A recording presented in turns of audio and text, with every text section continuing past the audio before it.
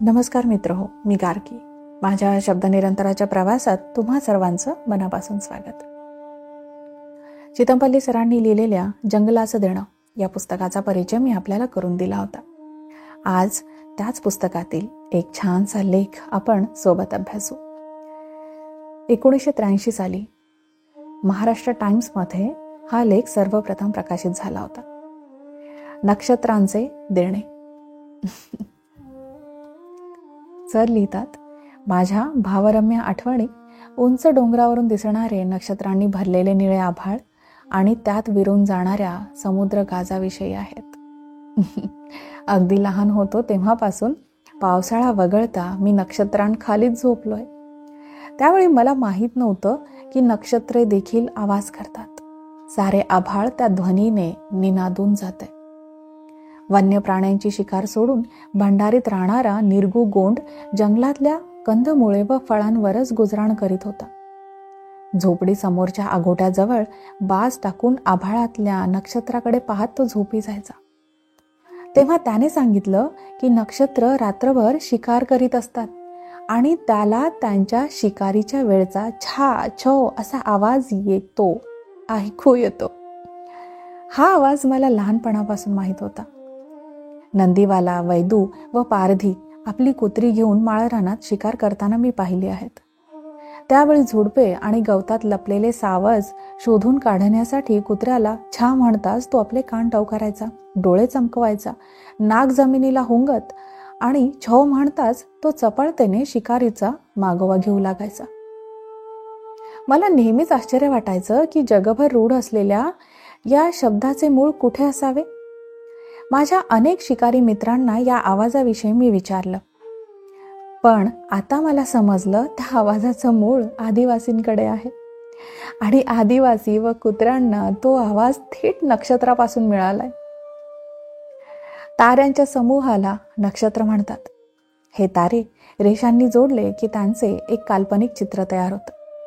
हे चित्र कोणी पक्ष्याचे, कोणी जनावराचे, कोणी माणसाचे असे आपापल्या कल्पनेनुसार मानतात. त्या अनुषंगाने त्या तारकापुंजाला नाव दिले जाते. नक्षत्रांची बरीच नावे पशुपक्ष्यांची आहेत. नक्षत्र उदयाला येते त्या काळाचा संबंध प्राण्याच्या आचरणाशी आहे की काय हा माझ्या संशोधनाचा विषय राहिला आहे. त्या अनुषंगाने जंगलात राहणाऱ्या अनेक आदिवासींना मी भेटलोय. त्यांच्याबरोबर नक्षत्रांविषयी बोलताना रात्र जागलोय. पण प्रत्येक वेळी त्यांनी नवनवीन माहिती दिली. ती कुठल्याही ग्रंथात माझ्या तरी वाचण्यात आली नाही.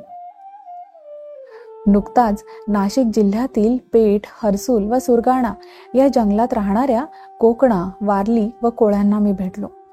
माझा मुक्काम पेठच्या वनविश्रामगृहात होता. तो बांधून आता 50-60 वर्ष झाली असावीत. निरोप पाठविल्याप्रमाणे आवारी गुरुजी तिथे माझी वाट पाहतच होते. अहोरात्र जंगलात राहणाऱ्या या माणसाने पशुपक्ष्यांचा अभ्यास केलाय, लोकगीतं गोळा केली आहेत. विश्रामगृहासमोर माळावर उभं राहिलं की समोर अप्रतिम देखावा दिसतो. सह्याद्री पर्वताच्या एका मागून एक दिसणाऱ्या निळ्या रांगा शेवटी क्षितिजामध्ये विलीन होतात. त्यावेळी हिरवी वने, पाचूसारखे दिसणारे माळ, पश्चिमेला उद्ध्वस्त गडीचे अवशेष आणि त्यावर बिजेची चंद्रकोर. ही चंद्रकोर दिसावी म्हणूनच तर कोणा रसिकाने तिथे गढी बांधली नसेल ना. मी त्या सुंदर चंद्रकलेकडे पाहत राहिलो. जिकडे तिकडे एक अद्भुत अशी गूढ शांतता.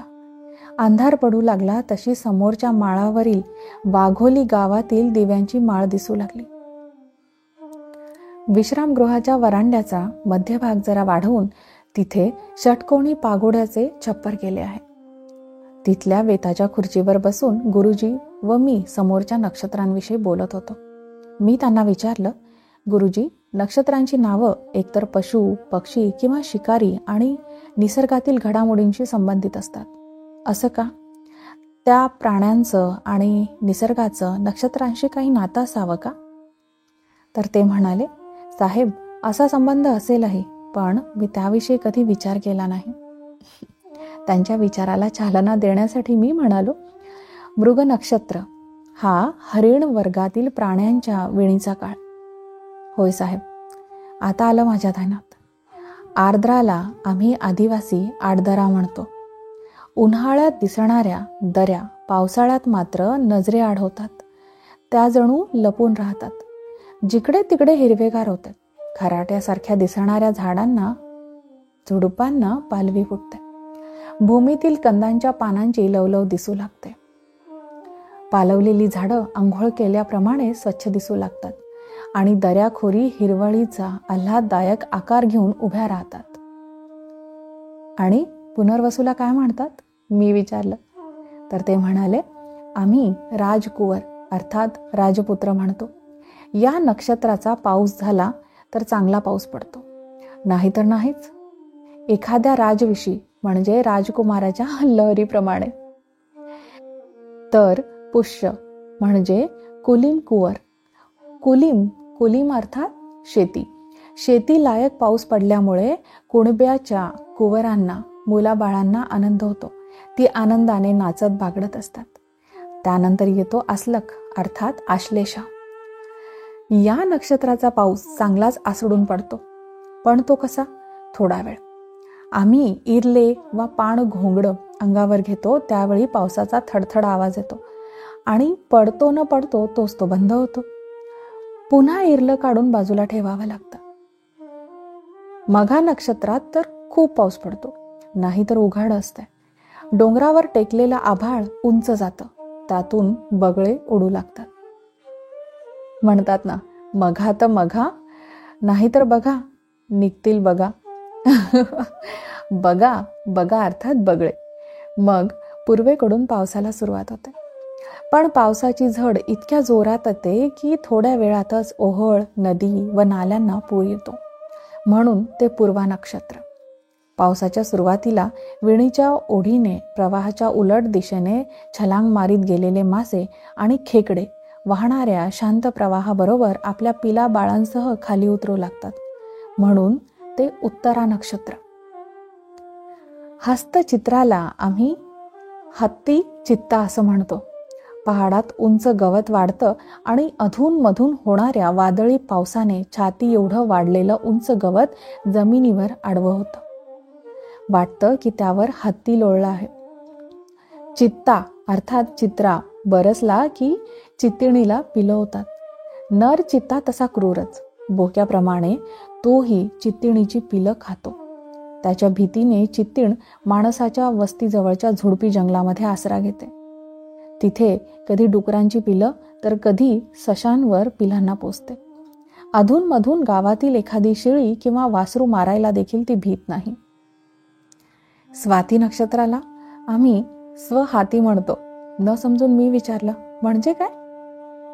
तर ते म्हणाले, स्वहाती अर्थात देवाचे हात. देवाची करणी आणि नारळात पाणी.